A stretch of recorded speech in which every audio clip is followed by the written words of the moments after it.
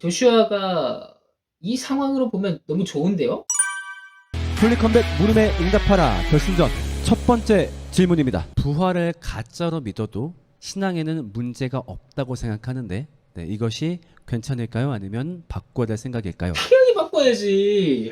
저는 단호하게 바울처럼 말씀드리고 싶습니다. 부활이 없으면 죽은 신앙입니다. 먼저 바울이 얘기했던 십자가 부활이 가짜이면 우리에게는 이게 다 거짓말 아니냐, 우리의 신앙이 무슨 유익이 있느냐라는 지적, 바울의 합당한 복음 선포는 매우 적절합니다. 그렇기 때문에 이게 가짜면은, 이런 속된 표현 써도 될지 모르겠지만 다 구라입니다. 십자가 부활이 구라라면은 신앙이 무가치해집니다. 다시 말해서 부활 신앙에 대해서 역사적 신빙성이라든가 역사적 증거를 갖고 있는 것이 우리 신앙에 있어서 필수적이냐? 저는 필수적이라고 봅니다. 이 루돌프 불트만 19세기에 이 실존주의적인 성경 해석학이 들어오면서 사실이 아니어도 믿을 수 있다, 사실이 아니어도 믿는 것이 진짜 신앙이다 라는 것들이 현대 기독교 신앙인들 가운데 깊숙이 들어왔어요.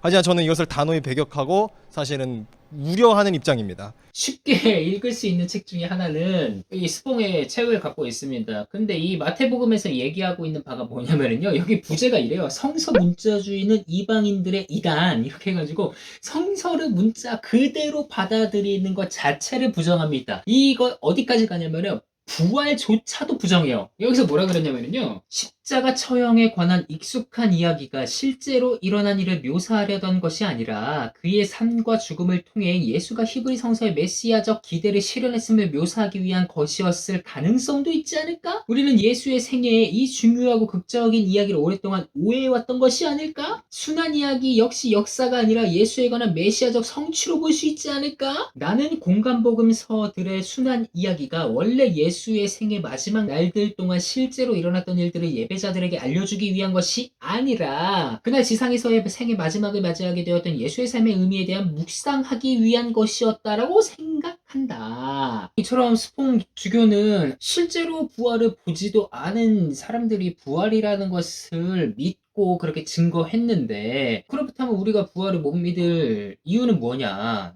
그러니까 예수가 실제로 부활하지 않았다고 하더라도 부활을 못 믿을 이유가 대체 무엇이냐, 이런 식으로 접근을 합니다. 그러니까 예수는 실제로 부활하지 않았는데 마치 부활한 것처럼 우리가 받아들일 수가 있다, 신성을 우리가 누릴 수가 있다, 이런 식으로 주장하는 사람들이 있거든요. 근데 이거에 대해서 반대하는 겁니다. 왜냐하면 사실이 아니어도 믿을 수 있다, 겉으로 봤을 때는 굉장히 신앙이 좋은 것처럼 보이지만 사실은 그것은 망상입니다. 판타지를 믿는 거죠. 우리는 역사적 사실성과 또 역사적 신빙성을 기인합니다.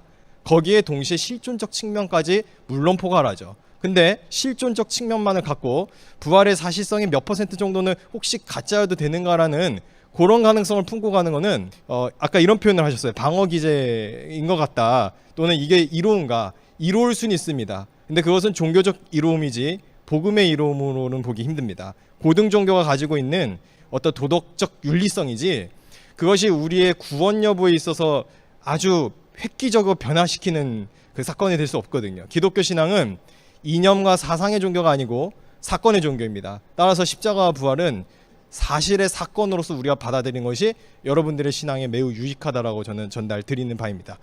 절대로 질문하신 분의 신앙을 폄하하거나 아니면 그렇게 좀 나쁘게 말할 의도는 없으나, 다만 제가 드리는 말씀이 어느 정도 신앙에 도움이 될 수 있길 바라며 답변 드리도록 하겠습니다. 말씀하신 대로입니다. 십자가 부활이 거짓이라면 예수께서 죽음의 권세를 이기신 것이 부정되고요. 십자가에서 못 박혀 죽으시고 부활하셨다는 그것이 부정된다면 하나님께서는 우리를 대신해 죽으신 적이 없고 죽으셨더라도 그 죽음의 권세에 굴복하신 분이 됩니다. 우리가 고백해야 하는 하나님은 우리의 실제적인 모든 문제들과 실존적인 문제 모두를 포괄하여서 우리를 사랑하시고 우리를 지금까지 구원하신 하나님으로 고백할 수 있어야 합니다. 어느 한 부분에 국한되게 되면은 어느 정도의 신앙의 마찰이 일어나게 되고, 특별히 그 부분이 실존적인 측면, 그러니까 내 자신의 어떤 유익을 원하는 내 어떤 자신의 정신적인 부분으로 가게 되면은 어떻게 들으실지는 모르겠지만 빛 좋은 게살구처럼 아무런 유익 없이 그저 영위하시게 될 수도 있습니다. 확실한 것은 하나님 나라는 절대로 우리 정신세계에 국한돼서 진행된 것이 아닙니다. 하나님 나라는 지금 이 자리에서 이미 선포되어 여러분과 함께 있는 것임을 기억하고서 십자가 부활에 대해서 더욱더 강한 신앙을 가지셔도 저는 훨씬 더 좋을 것 같습니다. 마지막으로 하나만 더 말씀드리자면 삶에서 유익을 말씀하셨어요. 근데 만약에 삶에서 그런 식으로 유익을 받는다고 하면 너무너무 나쁜 예시일 수 있겠지만 마약과 어떤 다른 환각제들은 더 현실적이고 자극적인 유익을 줄 수 있습니다. 물론 그것이 어떤 의미로 제가 인용한 것인지 어느 정도 이해하실 수 있으리라 믿고서 여기서 저는 답변을 마치도록 하겠습니다. 좀 아쉬운데, 조슈아님 분명히 첫 번째 라운드에서 예수 부활에 대한 증언을 토대로 성경이 남성과 여성을 차별하지 않는다라고 주장하셨죠. 그리고 이후의 라운드에서도 파피아스의 증언을 토대로 이 목격자 증언을 가지고 와서 부활에 대한 이야기들을 하셨습니다. 기독교를 믿는 가장 큰 이유는 부활이라고 생각합니다. 성경에서는 확실하게 첫 목격자들이 여성이라고 주장합니다. 목격자 정성 어떻게 증거하지? 입증 어떻게 하지? 이건 걱정 마세요.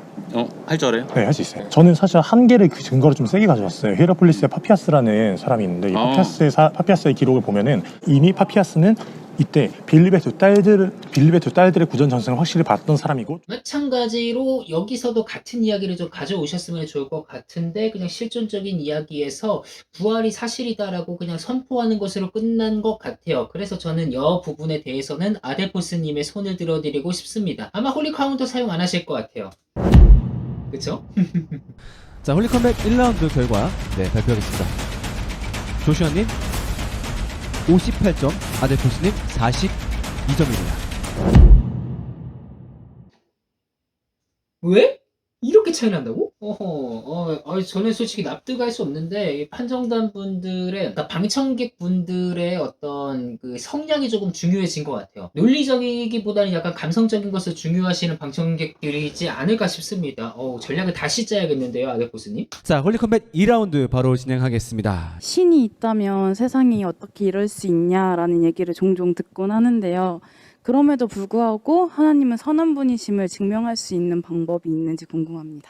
신정론 문제에 대해서 가지고 왔습니다. 신정론에 대한 질문 굉장히 중요하죠. 악의 문제와 맞닿아 있는 이야기이기도 하고요. 근데 신이 있다면 정말 이럴 수가 있느냐라고 이야기하는 사람은 사실 유신론자입니다.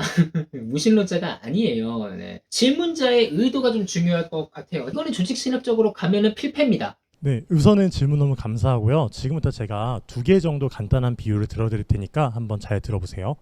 닭이 먼저냐 달걀이 먼저냐 하는 질문 들어보셨나요? 아까 썼잖아 이거. 우선 너한테 말해주고 싶은 게 하나 있어. 너 혹시 닭이 먼저냐 달걀이 먼저냐 하는 질문 받아본 적 있어? 저는 개인적으로 이 질문에 대한 답은 누가 뭐라 해도 닭이 먼저라고 생각합니다. 달걀은 혼자 있으면 부화되길 수가 없거든요. 따뜻한 온도, 암탉의 품속에서 품어져야만 그 달걀은 부화가 될 수가 있습니다. 마찬가지로 하나님이 지으신 이 세상도 그저 우연으로 만들어졌다고 하기엔 너무나도 정교하고 우연으로 만들어졌다기에는 그 기원을 알 수가 없습니다. 물론 빅뱅 이론도 있겠지만 그런 것들이 우리의 가장 첫 번째 질문이 되는 부동의 원자가 어떻게 존재하느냐를 설명해 주지는 않죠. 바로 그런 것처럼 하나님이 존재하신다는 것은 이러한 닭과 달걀의 문제와 같이 간단한 이야기로도 풀 수 있습니다. 그런데 문제는 그 하나님이 선하신데 왜 이 세상이 이렇게나 어지러울까 하는 문제일 거예요.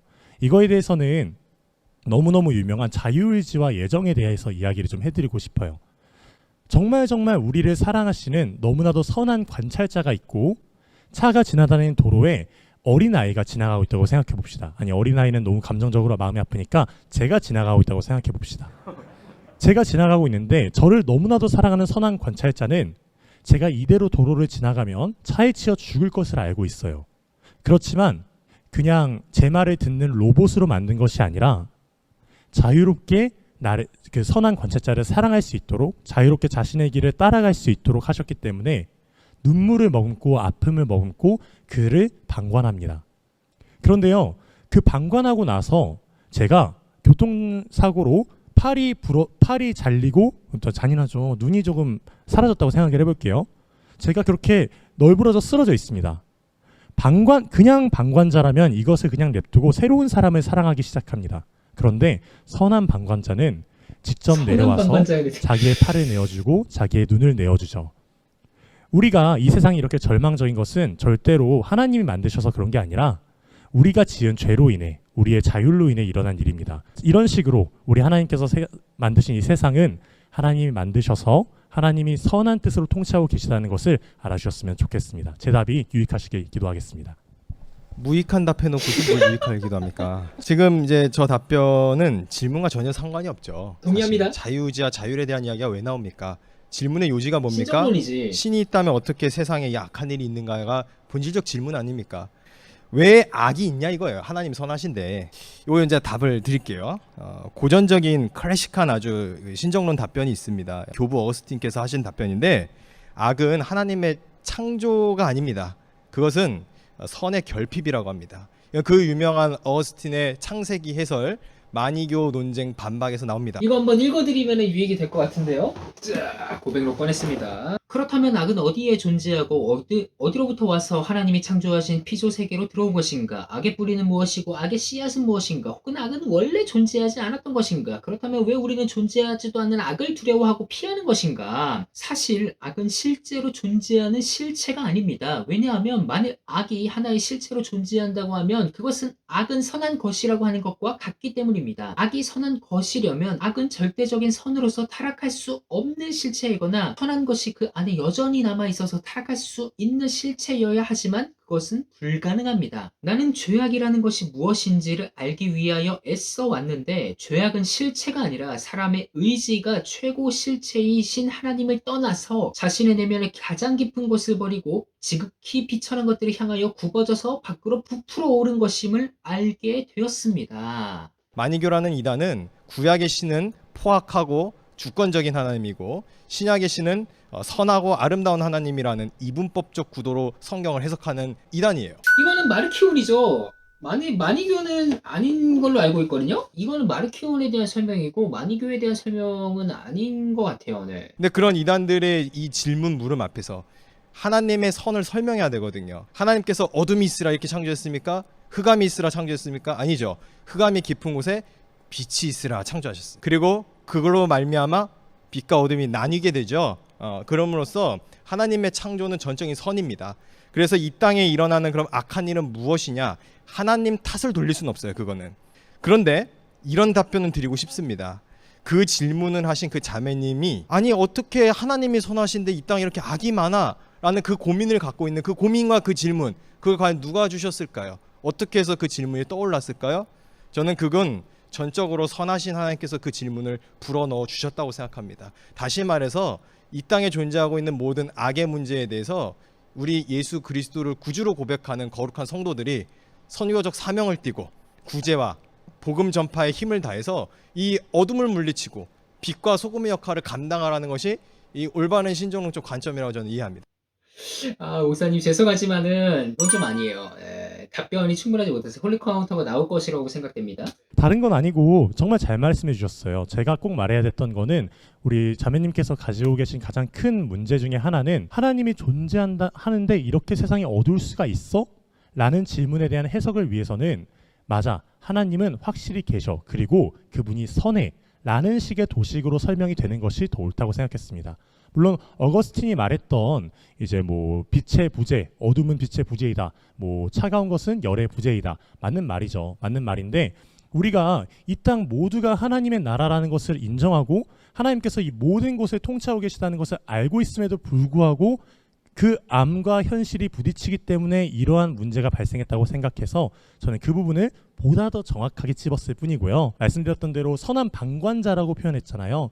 방관자라는 것은 결국에는 그 죄가 일어나는 것을 잠깐은 지켜보고 계시나 결국 선하셔서 그것을 모두 해결하신다는 의미로 말씀드렸습니다. 이거 참 좋기는 애매하다. 진짜 애매하다. 제 입장에서는 이 선한 방관자라는 게 더 나쁘다고 생각하거든요. 선한 방관자라는 게 어디 있어요? 방관자는 악해요. 근데 선한 방관자가 방관하지만은 그 이후에 뭔가 도움을 준다? 이건 정말 저는 진짜 악하다고 생각하거든요. 차라리 진짜 방관하지 말고 도와주는 게 더 선한 거지. 여기에서 홀리 카운터 쓸까요? 고민을 해봤는데 제가 제가 좀 홀리카드 수가 적으니까 안 쓸게요. 아, 아끼겠다. 그렇지. 앞으로 어떤 질문들이 나올지 모르니까 안 쓰겠다. 고민을 했다라는 거는 내가 조금 부족한 답변일 수도 있겠다라고 생각하지만 그래도 불만족하지는 않는다라는 생각일 것 같아요. 여기 라운드의 점수를 봐야지 이제 방청객들의 성향이 조금 구분이 될 것 같습니다. 저는 아데포스 손 들어주고 싶은데요. 2라운드 결과 나왔습니다. 조슈아님 35점, 아데포스님 65점입니다. 네, 이 두 번째 질문에 대해서 35점이라는 점수는 이 선한 방관자가 가장 큰 역할을 하지 않았나 싶고요. 네, 그 상태에서 바로 3라운드 진행하겠습니다. 굉장히 개그스러운 질문일 수 있겠지만 아마 듣는다면 무슨 뜻인지 아실 거라 생각을 합니다. 뭔데? 성경에는 왜 공룡이 등장하지 않는 걸까요? 네, 바로 답변해 주시면 되겠습니다. 그러니까 어떤 느낌인지 오시죠? 네, 우리 아데포스님부터 답변해 주시면 되겠습니다. 공룡이 왜 등장하지 않냐? 당연히 등장하지 않죠. 공룡이라는 거 어떻게 합니까? 화석도 모르던 사람들인데 화석이라는 것을 발견했어도 그게 화석이 어떤 의미인지도 모르는 사람들이 있었을 거예요. 예를 들어서 그리스 로마 신화 같은 데 보면은 뭐 사이클롭스 같이 뭐 외눈박이 거인들 나오고 막 네피림처럼 막 거인들에 대한 이야기 나오잖아요. 이게 왜 등장했냐면요. 당시에 존재하던 화석이 있었는데 화석의 생김새가 가운데가 뚫려 있어요. 근데 이게 처음 보는 동물의 뼈고 그러니까 이게 마치 그 외눈박이처럼 보이는 거거든요. 그리고 수직으로 세우면은 사람의 견갑골 모양하고 비슷하게 생겼어요. 이게 뭐 공룡인지 거인들인지 이거 몰랐던 그런 시대 사람들은 이것을 보고서는 신화적인 존재를 만들어낸 거죠. 뭐 저기 반지의 제왕에 나오는 용 같은 것도 있잖아요. 드래곤 막 머리에 뿔 달리고 이것도 화석이거든요. 근데 화석이라는 걸 모르니까 그렇게 상상 속의 존재로 재현을 했던 거예요. 그러니까 이 기록하는 사람들이 현대 과학에 대한 이해가 없기 때문에 공룡이 나오지 않는다라는 것이죠. 근데 여기 가지고 뭐 참조과학자들은 뭐 욥기에 보면 베모도 나오고 뭐 레비아탄도 나오고 막 이런 얘기들 하는데 아니요, 전혀 공룡 안 나옵니다. 당연히 안 나와요. 네. 이렇게 후화는 홀리 컴백 형식으로 마무리가 되는 것 같습니다. 10화도 이렇게 이제 나머지 3가지 질문에 대해서 답변이 될 것 같고요. 지금까지 1화부터 달려왔네요. 감격이 지금 올라오고 있어요. 네, 정말 제가 힘든 시간에 저와 함께 했던 홀리 컴뱃이고 정말로 제가 시간이 없는 와중에서도 그리고 심적으로도 많은 고통을 받고 있었던 상황 속에서도 이 홀리 컴뱃의 리뷰를 통해서 제 심령이 또한 새로워지는 계기가 되었었습니다. 정말 이 또한 하나님의 은혜가 아닌가 그렇게 생각하고 있어요. 아무튼 울면서 마치기는 좀 그러니까 지금까지 봐주셔서 감사하고요. 구독을 눌러주셔서 감사하고 또 저와 함께 해주셔서 저를 사랑해주셔서 참으로 감사합니다. 저는 10화 최종화에서 찾아뵙도록 하겠습니다. 감사합니다.